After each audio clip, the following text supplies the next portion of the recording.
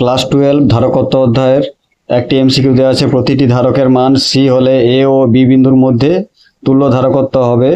Option A √5c/2, option B √5 + 1 c/2, option C √5 - 2 c/2, option D √6 - 1 c/2।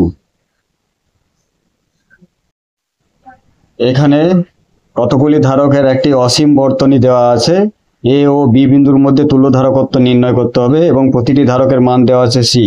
ধরি এ ও B এর মধ্যে তুল্য ধারকত্ব C dash. এক্ষেত্রে একই বর্তনীর পুনরাবৃত্তি ঘটছে অসীম পর্যন্ত, সুতরাং সি ও ডি বিন্দুর মধ্যে তুল্য ধারকত্ব হবে সি ড্যাশ।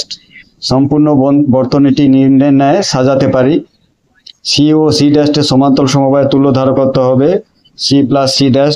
অতএব এ ও বি এর মধ্যে তুল্য ধারকত্ব হবে c into c plus c dash by c plus c dash সমান c into c plus c dash by 2c প্লাস সি ড্যাশ।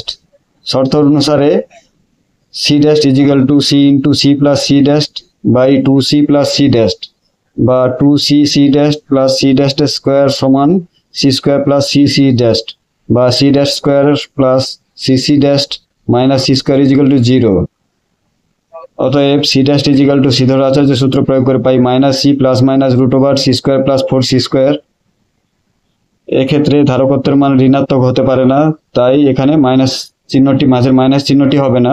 সুতরাং সি ড্যাশ সমান -c plus √5c square by 2 সমান -c প্লাস √5c বাই 2 সমান √5 - 1 by 2 into c।